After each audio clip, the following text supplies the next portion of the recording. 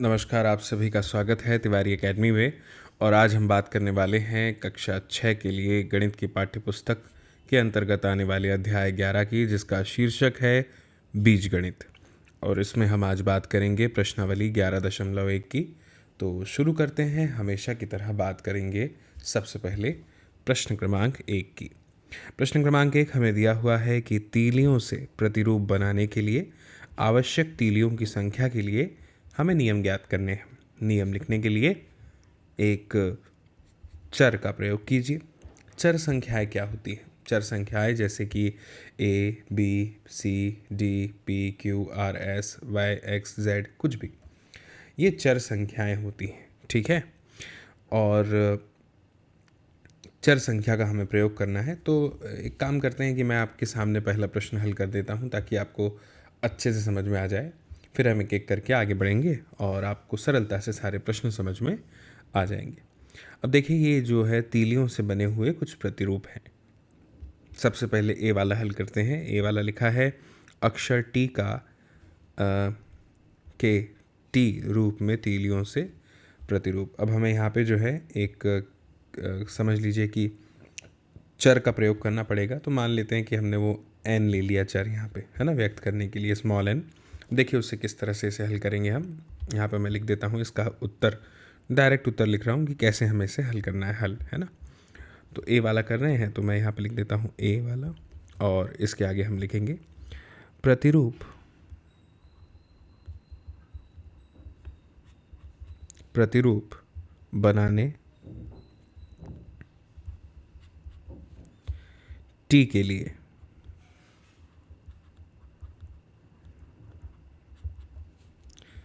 तीलियों की जो संख्या है, तीलियों की संख्या। अब बताइए मुझे कितनी संख्या दिख रही है आपको? दो तीलियों से मिलकर के टी बना हुआ है ना। तो बराबर आप लिख देंगे 2n। ठीक, यहाँ पे ये आपका हल हो गया। और आप इसके पीछे की वजह भी बता दीजिएगा। यहाँ पर आप लिख दीजिएगा तो आपको पूरे अंक जो है इसमें प्राप्त हो जाएंगे। और लिखिएगा क्योंकि ऐसा लिख देने से बात स्पष्ट हो जाती है। मैं अक्सर कहता हूँ कि गणित जो है वो एकदम सुंदर और खूबसूरत दिखना चाहिए, ताकि एक एक स्टेप पर जो अंक हैं वो हमें प्राप्त हो सके, है ना। तो लिखिएगा क्योंकि प्रत्येक अक्षर के लिए दो तीलियों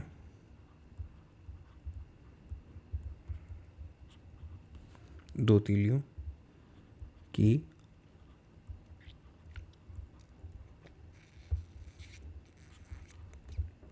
आवश्यकता होगी। इस तरह से स्पष्ट है। ये हो गया ए वाला। अब बी वाले पे आते हैं। सब में ऐसे ही लिखना है। देखिए अब बी वाले का मुझे बताइए कि इसमें कितनी तीलियों का प्रयोग किया गया है?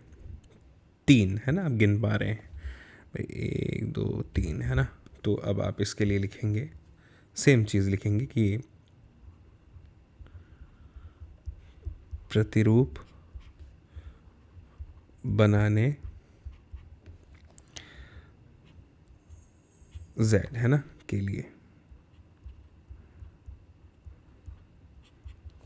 z के लिए जो तीलियों की संख्या है ना, तीलियों की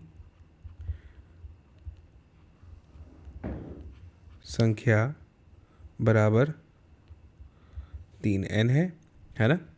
तो अब आपको यहाँ पे वही रीज़न देना पड़ेगा, क्योंकि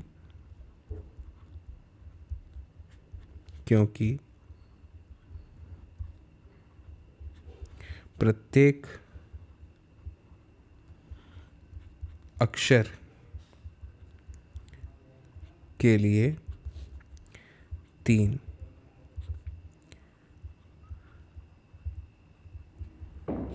तीलियों की आवश्यकता होगी। इस तरह से ये हमारा बी वाला हल हो जाएगा। ठीक है। अब हम बी के बाद में आते हैं सी वाले पर। सी वाला देखिए, सी वाला बी तो हो गया हमारा, है ना। अब सी पे आते हैं। अक्षर यू के रूप में तीलियों के प्रतिरूप। अब यू में भी कितनी दिखाई दे रही है? 3, है ना। तो यहाँ पर भी आपको इसी तरह से लिखना होगा कि प्रतिरूप बनाने, कौन सा वाला? यू, ये वाला, है ना, के लिए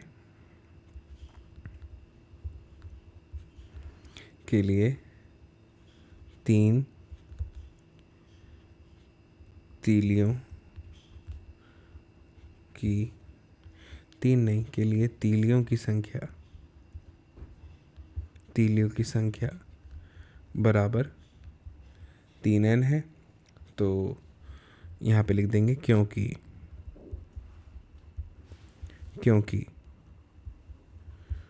प्रत्येक अक्षर के लिए 3 तीलियों की आवश्यकता होगी। स्पष्ट है। इसके बाद में अब डी वाले पे आते हैं हम, है ना। डी वाला क्या है भाई? अक्षर वी के रूप वी में तीलियों के प्रतिरूप बताइए। कितने हैं आपको? देखिए 2 दिखाई दे रही है ना। तो बस आपको कुछ भी नहीं करना है, यहाँ पे यही लिखना है जो दिख रहा है। लिखेंगे आप इसके बारे में कि प्रतिरूप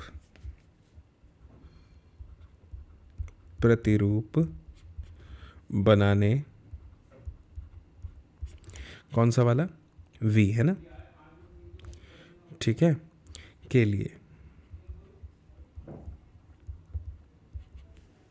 के लिए आपको यहाँ लिखना पड़ेगा तीलियों की संख्या, तीलियों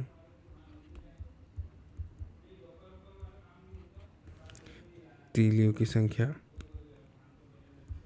बराबर 2n है। तो यहाँ पे लिखिए क्योंकि प्रत्येक अक्षर के लिए 2 तीलियों की आवश्यकता होगी। इस तरह से ये भी हल हो जाएगा। इसके बाद में ई वाला। अब ई वाला जो प्रश्न है उसमें दिया हुआ है हमारे सामने अक्षर ई के रूप इस ई में तीलियों से प्रतिरूप।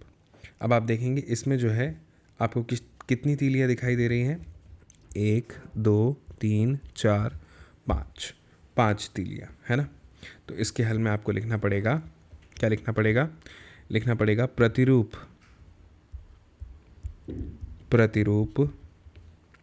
बनाने, कौन सा? ई वाला, है ना, ये वाला, के लिए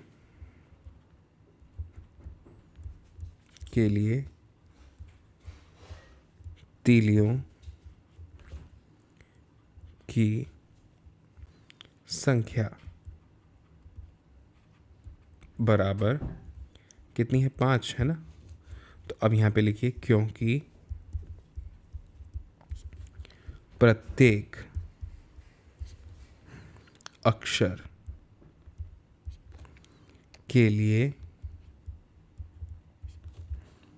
5, ऐसे लिखिए 5 तीलियों की आवश्यकता होगी। इस तरह से ये हल हो जाएगा। अब एफ वाले पे आइए। एफ वाला क्या दिया है हमारे सामने? अक्षर एस के रूप में तीलियों के ये प्रतिरूप, ठीक है। तो इसमें हमें क्या लिखना पड़ेगा, देखिए मैं आपको बताता हूँ। इसमें हमें लिखना पड़ेगा प्रतिरूप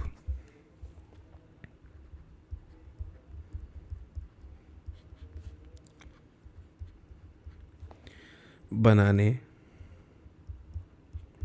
के लिए तीलियों की संख्या बराबर कितनी है बताइए भाई। 1 2 3 4 5 6 है ना। तो 1 मिनट गिन लूँ मैं। 1 2 3 4 5 है। तो यहाँ पे लिखना पड़ेगा 5n। अब यहाँ पे वही कारण दीजिएगा आप, क्योंकि प्रत्येक अक्षर के लिए 5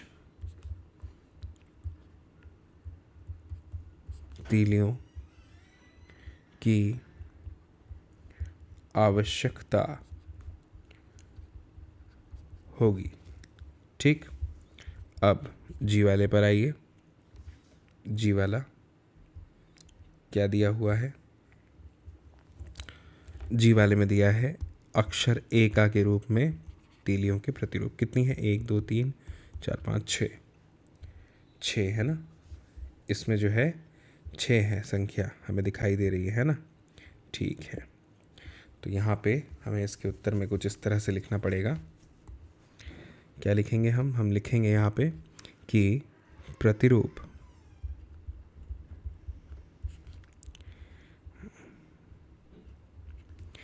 बनाने के लिए तीलियों की संख्या बराबर 6 थी है ना, तो 6n 6n। और कारण वही दीजिएगा, क्योंकि प्रत्येक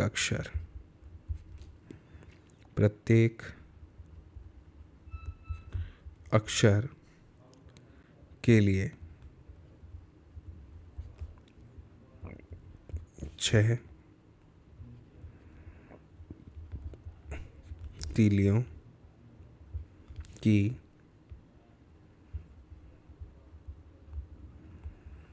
आवश्यकता होगी। इस तरह से हो गया ये, है ना। अब आगे बढ़ते हैं और बात करते हैं प्रश्न क्रमांक 2 की। अब देखिए प्रश्न क्रमांक 2, प्रश्न क्रमांक 1 तो आपको बहुत अच्छे से समझ में आ गया होगा। प्रश्न क्रमांक 2 में देखिए क्या लिखा है। हम अक्षर L, C और F के प्रतिरूपों के लिए नियमों को पहले से जानते हैं। ठीक है, ऊपर प्रश्न 1 में दिए गए कुछ अक्षरों से वही नियम प्राप्त होता है जो L द्वारा प्राप्त हुआ था। ये अक्षर कौन कौन से हैं और ऐसा क्यों होगा। अब देखिए मुझे बताइए, अगर हम L को लेंगे, है ना, जैसे L को लेते हैं तो L मैं आपको बस बना के बता रहा हूँ। जैसे ये तो 2 तीलियों की आवश्यकता पड़ रही है हमें L बनाने के लिए, है ना।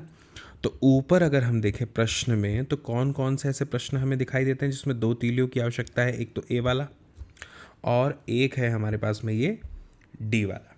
यानी अगर हम ऐसे अक्षरों के रूप में बताएं तो एक तो है T और एक है V। इन दोनों के लिए दो तीलियों की आवश्यकता पड़ेगी, दोनों प्रतिरूपों के लिए। तो हमें बस यहाँ पे यही लिखना है। मैं बताता हूँ कैसे हल होगा ये। आपको यहाँ पे लिखना है इसके सीधे हल में कि अक्षर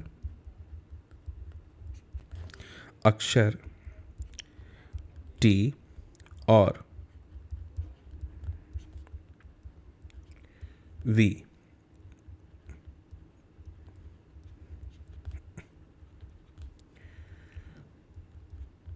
बनाने के लिए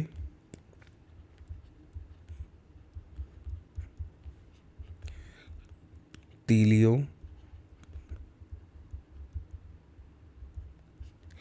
की संख्या बराबर 2n। ठीक, क्योंकि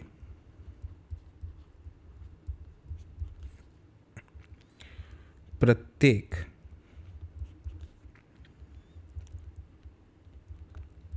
अक्षर के लिए दो तीलियों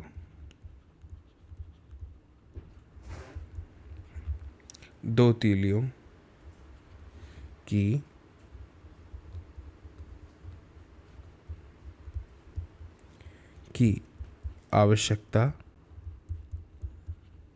होगी। ठीक इस तरह से आपको यहाँ पे इसका उत्तर देना रहेगा। मुझे उम्मीद है कि आप ज़रूर इस तरह से इसका उत्तर यहाँ पर देंगे, है ना। चाहे तो स्क्रीनशॉट ले सकते हैं। इसके बाद अब हम आगे बढ़ते हैं और बात करते हैं प्रश्न क्रमांक 3 की। प्रश्न क्रमांक 3 में हमसे कहा गया है कि किसी परेड में कैडेट मार्च कर रहे हैं। ठीक है, अब एक पंक्ति में 5 कैडेट हैं। यदि पंक्तियों की संख्या ज्ञात हो तो कैडेटों की संख्या प्राप्त करने के लिए क्या नियम है। पंक्तियों की संख्या के लिए n का हमें प्रयोग करना है। भाई बहुत सरल है, बहुत ही ज़्यादा सरल है। देखिए कैसे लिखेंगे हम यहाँ पर लिखेंगे कि पंक्तियों की संख्या, सबसे पहले तो ये लिखना पड़ेगा पंक्तियों की संख्या। क्या बोला है हमें लेने के लिए, n। ठीक है, एक पंक्ति में कैडेटों की संख्या क्या होगी, एक पंक्ति में कैडेटों की संख्या बराबर कितनी है, 5। तो अब मुझे बताइए कि प्रत्येक या कुल, प्रत्येक नहीं कुल, अतः कुल कैडेटों की संख्या बराबर कितना हो जाएगा, 5n।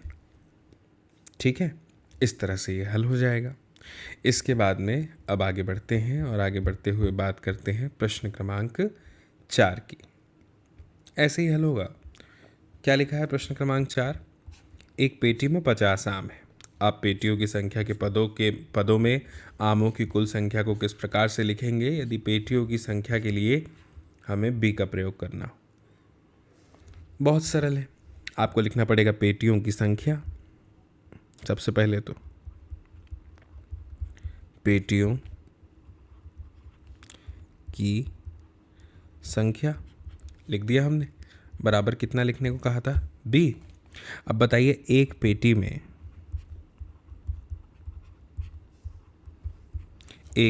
में आमों की संख्या कितनी दी हुई है, 50, है ना। अतः कुल आमों की संख्या बराबर कितना हो जाएगा, 50 b। सरल है ना, इस तरह से हमें करना है, बहुत ही सरल है। सही कहा ना मैंने। तो आप चाहें तो इसका स्क्रीनशॉट ले सकते हैं।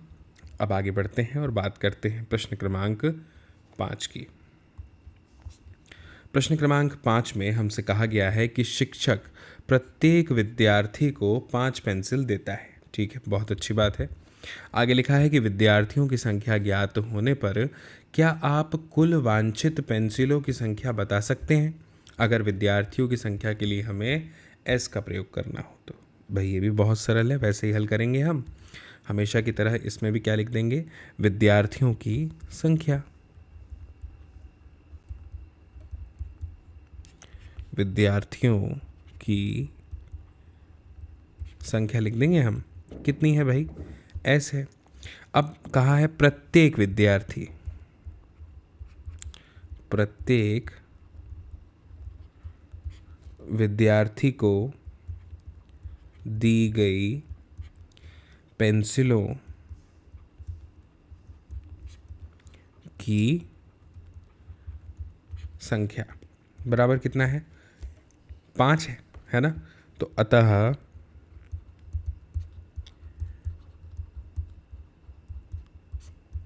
पेंसिलों की कुल वांछित अगर हम संख्या की बात करें तो वो हो जाएगी 5s। ठीक है ना, इस तरह से ये हल हो जाएगा। ठीक है ना सरल। अब आगे बढ़ते हैं और आगे बढ़ते हुए बात करते हैं प्रश्न क्रमांक 6 की। क्या दिया है प्रश्न क्रमांक 6 में? हमें दिया है कि एक चिड़िया 1 मिनट में 1 किलोमीटर उड़ती है। ध्यान से समझिएगा भाई, एक चिड़िया है वो 1 मिनट में 1 किलोमीटर उड़ रही है। अब क्या आप चिड़िया द्वारा तय की गई दूरी को मिनटों में उसके उड़ने के समय के पदों में व्यक्त कर सकते हैं? तो बिल्कुल कर सकते हैं। कैसे करेंगे देखिए, मैं आपको बताता हूँ।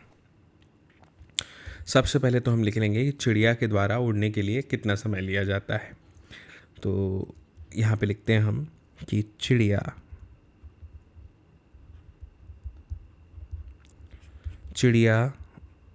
द्वारा उड़ने के लिए लिया गया समय। उड़ने के लिए लिया गया समय कितना है भाई? t मिनट प्रश्न में दिया है ना, यही मानना है। ठीक, अच्छा अब बताइए चिड़िया की चाल कितनी है? चिड़िया की चाल कितनी है भाई? 1 किलोमीटर की दूरी तय कर रही है वो कितनी देर में? प्रति मिनट, 1 मिनट में। ये हो गया। तो अब बताइए, अतः चिड़िया द्वारा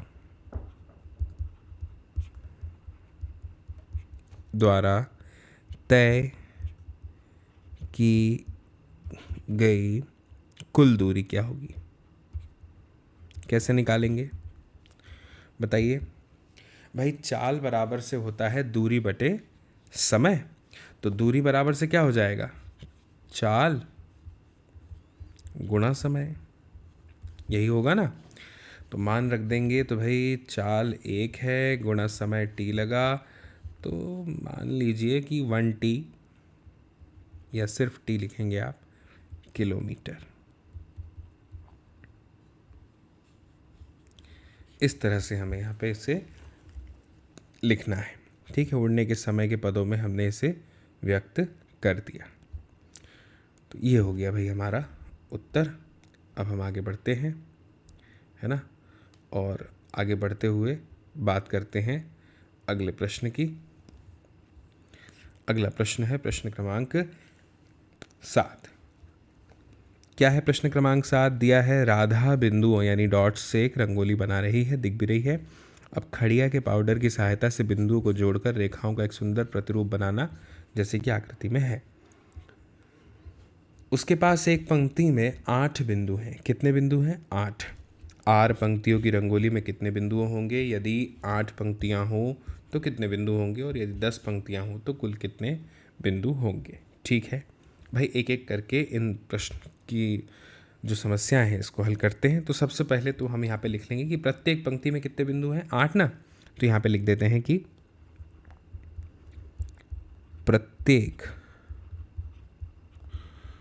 पंक्ति में बिंदुओं की संख्या बराबर कितनी है? 8 है। और अगर हम बात करें पंक्तियों की संख्या तो वो हो जाएगी बराबर r, जैसा कि दिया हुआ है। तो इसीलिए हम बात करेंगे कुल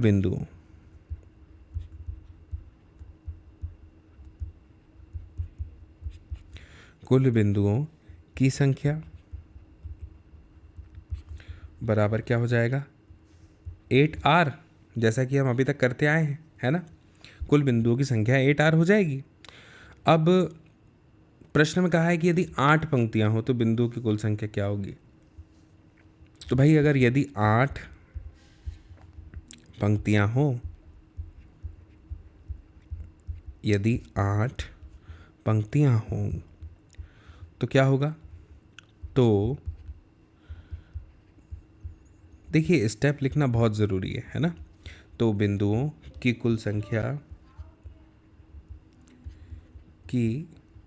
कुल संख्या बराबर हो जाएगा 8 गुणा 8 यानी कि 64। ठीक। और यदि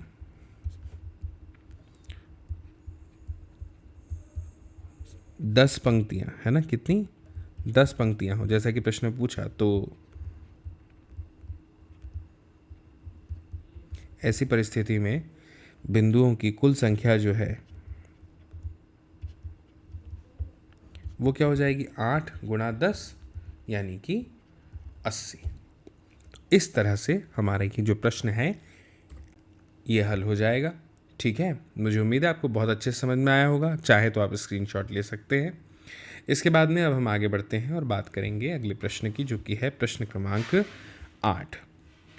क्या लिखा है प्रश्न क्रमांक 8 में? लिखा है कि लीला राधा की छोटी बहन है। ठीक है, बहुत अच्छी बात है। अब लीला राधा से 4 वर्ष छोटी है। लीला जो है वो राधा से कितने वर्ष छोटी है? 4 वर्ष छोटी है। तो क्या आप लीला की आयु राधा की आयु के पदों में लिख सकते हैं, जबकि राधा की आयु x वर्ष हो?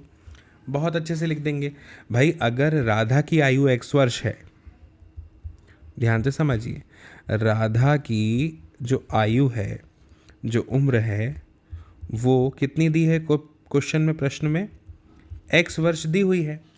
इसीलिए अब आप लिखेंगे ना कि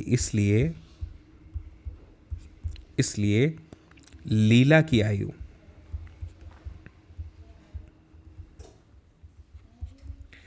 क्या हो जाएगी? लीला की आयु भाई राधा से कितने साल छोटी है वो? 4 साल। तो यानी x माइनस 4 क्या हो जाएगा? x माइनस 4 वर्ष। ये आपका उत्तर हो गया। इतना सरल था। बताइए कितना सरल अध्याय है ये, है ना। तो इस तरह से इसे हमें यहाँ पे इस प्रश्न को हल करना था। अब आगे बढ़ते हैं और आगे बढ़ते हुए बात करते हैं प्रश्न क्रमांक 9 पर। चर्चा करते हैं प्रश्न क्रमांक 9 के लिए। क्या लिखा है प्रश्न क्रमांक 9 में? कि माँ ने लड्डू बनाए। भाई बहुत अच्छी बात है। फिर लिखा है कि उन्होंने कुछ लड्डू मेहमानों और परिवारों के सदस्यों को दे दिए, फिर भी 5 लड्डू बच गए। यदि माँ ने L लड्डू दिए हों तो उसने कुल कितने लड्डू बनाए थे, ये बताना है। तो भाई L लड्डू दिए थे, 5 बच गए, यानी L + 5 हो जाएगा। तो देखिए कैसे लिखेंगे आप इसको पहले समझ लीजिए। आपको लिखना पड़ेगा कि मेहमान और परिवार के जो सदस्य थे उनको दिए गए लड्डू की संख्या पहले कितनी दी है? L है ना। तो यहाँ पे लिख लो कि मेहमानों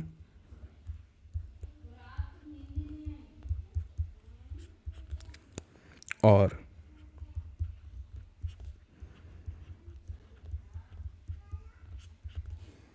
परिवारों नहीं होगा ये, परिवार के सदस्यों को दिए गए लड्डू बराबर L मान लीजिए आप। अब शेष रह गए लड्डू जो बच गए, कितने हैं? 5 है। तो बताइए कुल बनाए लड्डू, इसलिए कुल बनाए लड्डू कितने हो जाएंगे? जो L है उसमें 5 जोड़ देंगे हम। यही तो होगा। कितना सरल है। तो प्रश्न क्रमांक 9 हमारा इस तरह से यहाँ पर हल हो गया। अब आगे बढ़ते हैं, बात करते हैं प्रश्न क्रमांक 10 की। भाई इसमें क्या लिखा है और कैसे हल होगा ये समझते हैं। देखिए प्रश्न क्रमांक 10 में लिखा है कि संतरों की बड़ी पेटियों में से छोटी पेटियों में रखा जाना है। ठीक है, बहुत अच्छी बात है कि जो संतरे हैं उनको बड़ी पेटी जो है उसमें से निकाल के छोटी पेटियों में रख देंगे। जब एक बड़ी पेटी को खाली करते हैं तो उसके संतरों से 2 छोटी पेटियां भर जाती हैं। ये बहुत अच्छी बात समझ में आ रही है कि एक पेटी बड़ी है जिसमें से संतरे खाली करके अगर छोटी पेटी में डालेंगे तो 1 से 2 भर जाएगी, फिर भी 10 संतरे बच जाते हैं। अब यदि एक छोटी पेटी में संतरों की जो संख्या उसको x मान लिया जाए तो बड़ी पेटी में संतरों की संख्या क्या होगी? अब देखिए कितना सरल प्रश्न है, थोड़ा सा घुमा के पूछा है। मुझे एक बात बताओ, छोटी पेटी में संतरों की संख्या कितनी बताई है, x, और बड़ी पेटी से जो छोटी पेटियां भर रही हैं उनकी संख्या कितनी है, 2। तो 2 छोटी पेटियों में संतरों की संख्या कितनी हो जाएगी, 2x। 2x हो जाएगी ना। तो बचेंगे संतरे कितने, 10। तो उसको भी जोड़ देंगे बड़ी पेटी में, बचे हुए को भी, यानी 2x धन 10 हो जाएगा। खैर मैं बोल दिया ऐसे ही मुंह से, लेकिन हम एक काम करते हैं, इसको लिख लेते हैं व्यवस्थित रूप से, तो आपको एकदम अच्छे से समझ में आ जाएगा। ठीक, देखिए एक एक करके लिखेंगे, एक एक वाक्य को समझ के एक एक बात लिखेंगे, तो प्रश्न बहुत आसान है। एक छोटी पेटी में सबसे पहले संतरों की संख्या कितनी बताइए, वही लिख देते हैं। ठीक है, लिख देते हैं, एक छोटी पेटी में संतरों की संख्या बराबर कितनी बताई, x। ठीक, अब देखो एक बड़ी पेटी में, बड़ी पेटी में नहीं लिखेंगे, बड़ी पेटी से लिख देते हैं, से भरी गई छोटी पेटियों की संख्या बराबर कितनी है, 2 है। ठीक, स्पष्ट है। तो अब बताइए आप कि 2 छोटी पेटियों में संतरों की संख्या कितनी हो जाएगी, तो लिख देते हैं, इसलिए 2 छोटी पेटियों में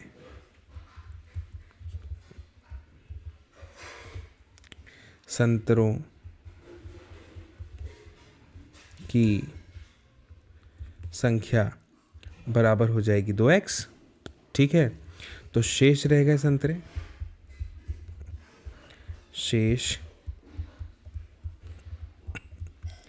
रह गए संतरे बराबर कितने हैं, 10। तो आप लिखेंगे, अतः बड़ी पेटी में संतरों की कुल संख्या बराबर हो जाएगा 2x धन 10। स्पष्ट है, कितना हो जाएगा, 2x धन 10 हो जाएगा। इस तरह से हम इसे हल कर देंगे। बताइए कितना सरल था ना। जो बड़ी पेटी है उसमें संतरों की कुल संख्या कितनी हो जाएगी, जो बच गए संतरे वो, और जो छोटी पेटी में आ गए थे वो, तो कुल निकल गए बड़ी पेटी में कितने हैं। इस तरह से आप चाहें तो इसका स्क्रीनशॉट ले सकते हैं बच्चों। अब हम आगे बढ़ेंगे और आगे बढ़ते हुए बात करेंगे प्रश्न क्रमांक 11 की। अरे वाह, इसमें 2 चित्र भी दिया है। प्रश्न क्रमांक 11 लिखा है, ए वाला प्रश्न, तीलियों से बने हुए वर्गों के नीचे दिए हुए प्रतिरूपों को देखिए। देख रहे हैं हम, ये वर्ग अलग अलग नहीं हैं। 2 संलग्न वर्गों में एक तीली उभयनिष्ठ है। 2 जो जुड़े हुए वर्ग हैं, जैसे कि ये वाला, इसमें एक तीली है जो कॉमन है, उभयनिष्ठ है। इस प्रतिरूप को देखिए और वो नियम बताइए जो वर्गों की संख्या के पदों में आवश्यक तीलियों की संख्या को बताएगा। और संकेत के रूप में हमें ये बता दिया है कि यदि आप अंतिम ऊर्ध्वाधर तीली को हटा देंगे तो आपको सी का प्रतिरूप जो है वो प्राप्त हो जाएगा। ठीक है, बात बिल्कुल ठीक है, सटीक है। तो इसमें हमें तीलियों को थोड़ा सा बनाना पड़ेगा और इसका जो है व्यवस्थित हल हमें यहाँ पर लिखना पड़ेगा। कोई बात नहीं, हम पहले ए वाले को हल करते हैं, फिर बी वाले के बारे में बात करेंगे। तो सबसे पहले ए वाले को हल करने के लिए यहाँ पे हमें जो है ए वाले को हल करने के लिए क्या करना पड़ेगा, ए वाले को हल करने के लिए हमें यहाँ पर स्टेप बाय स्टेप एक एक वर्ग बना लेते हैं, जैसा कि प्रश्न में दिया है। ठीक, तो आसानी हो जाएगी। तो वर्ग बनाने के लिए मैं हाइलाइटर का उपयोग कर देता हूँ ताकि चीज़ें जो है वो आसानी से समझ में आ जाएं। ठीक, तो सबसे पहले ए वाले में पहला वर्ग है ना, ए वाले को हल कर रहा हूँ मैं। भाई ये मान लीजिए तीलियों से बना हुआ एक वर्ग है। ठीक, अब इसमें हमें क्या कहा गया है, जो कहा गया है वही लिखता हूँ मैं यहाँ पे। कितनी तीलियाँ हैं बताइए, 4। तो लिख दीजिए 4 तीलियाँ। ठीक, इसके बाद में दूसरा वाला वर्ग कुछ इसी प्रकार से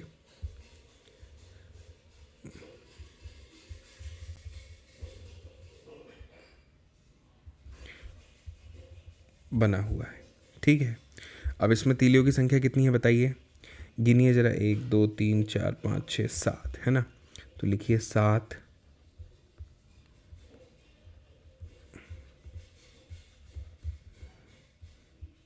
सात तीलियाँ। इसके बाद में अगला जो बना है वो कैसे बना है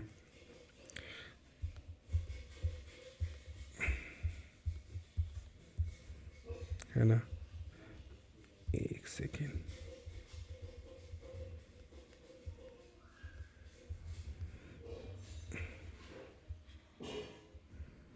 इस तरह से। अब इसमें कितनी है संख्या तीलियों की, गिनिए, 1 2 3 4 5 6 7 8 9 10। तो यहाँ पे लिख दीजिएगा आप 10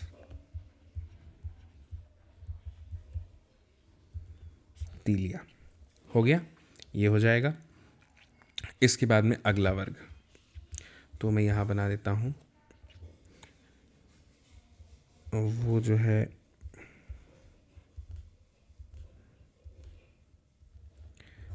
ऐसे बनेगा, है ना।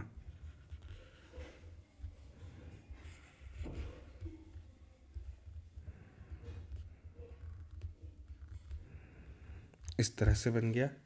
अब इसमें तीलियों की संख्या कितनी है, 3 एक्स्ट्रा जुड़ गई पिछली बार से, तो 13 हो जाएगा। तो यहाँ पे लिख दीजिएगा 13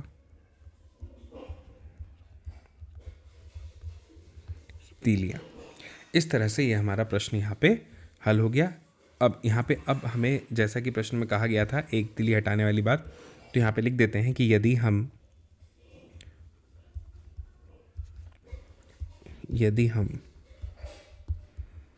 प्रत्येक में से एक हटा दें, है ना, एक हटा दें, तो क्या होगा, तो वे, अब 13 में से अगर हमने एक हटा दिया तो 12 हो जाएगा, है ना। अगर 10 में से एक हटा दिया तो 9 हो गया, 7 में से एक हटा दिया तो 6 हो गया, और 4 में से एक हटा दिया तो 3, यानी 3 6 9 और 12, यानी 3 का पहाड़ा हो गया। तो लिखना पड़ेगा, तो वे 3 के गुणज लिख देंगे, है ना, पहाड़े को गुणज हो जाएंगे,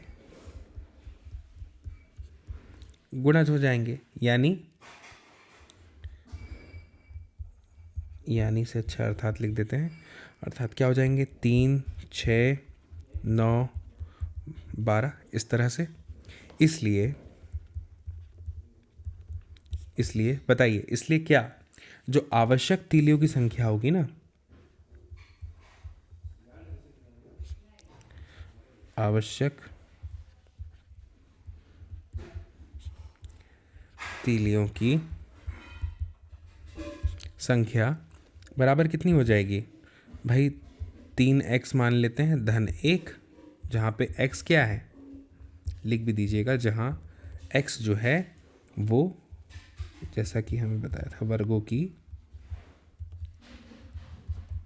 संख्या है। ठीक, इस तरह से आप चाहें तो इसका जो मैंने वाक्य लिखा है इसका स्क्रीनशॉट ले सकते हैं, बाकी बहुत सरल है, आप स्वयं से भी कर सकते हैं। ठीक है, अब हम बी वाला देखेंगे, 11वें का। बी वाला प्रश्न क्या दिया है, लिखा है आकृति तीलियों से बना हुआ त्रिभुज एक प्रतिरूप को बताता है। उपरोक्त प्रश्न 11 एक की तरह व्यापक नियम ज्ञात कीजिए जो त्रिभुजों की संख्या के पदों में आवश्यक तीलियों की संख्या को यहाँ पर देगा, व्यक्त करेगा। भाई ठीक है, बहुत अच्छी सी बात है, ये चित्र को ध्यान से देख लूँ एक बार कि बनाना पड़ेंगे। ठीक है, 1 त्रिभुज, 2 त्रिभुज, 3 और 4 ऊपर नीचे। ठीक है, तो अब यहाँ पे हम वो त्रिभुजों को बनाते हैं। कैसे बनाएंगे, पहले ये त्रिभुजों को इस तरह से बनाते हैं।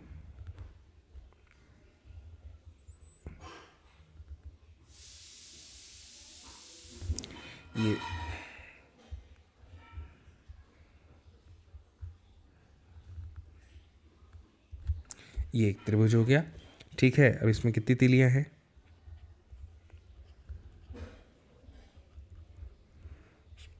3 तीलियाँ, ठीक। फिर अगला त्रिभुज बनाते हैं, ठीक।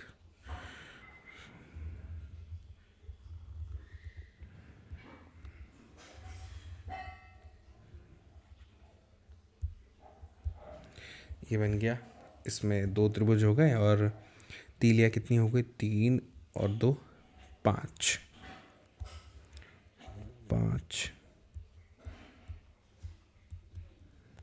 5 तीलियाँ हो गई, है ना। अब अगला त्रिभुज बनाते हैं,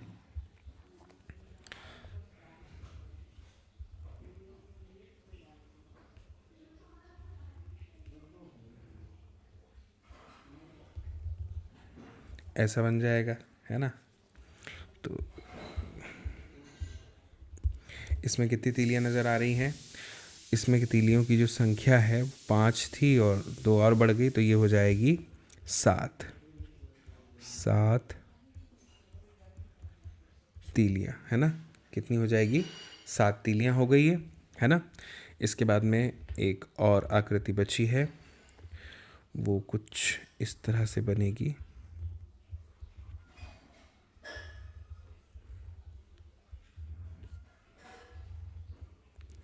इस तरह से।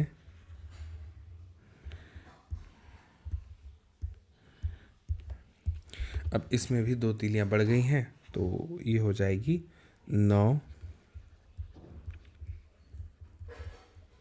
तीलियाँ। इसके लिए आप यहाँ पे वाक्य लिख सकते हैं कि यदि हम प्रत्येक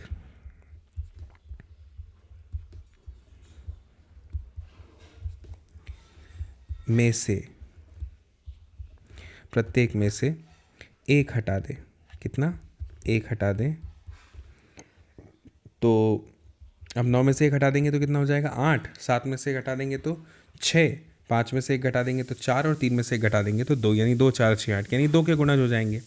तो लिखिए एक हटा दे तो वे 2 के गुणज हो जाएंगे, 2 के गुणज हो जाएंगे, यानी क्या हो जाएंगे, अर्थात लिख भी दीजिएगा जैसे पहले लिखा था, 2 4 6 8 इस तरह से। और इसलिए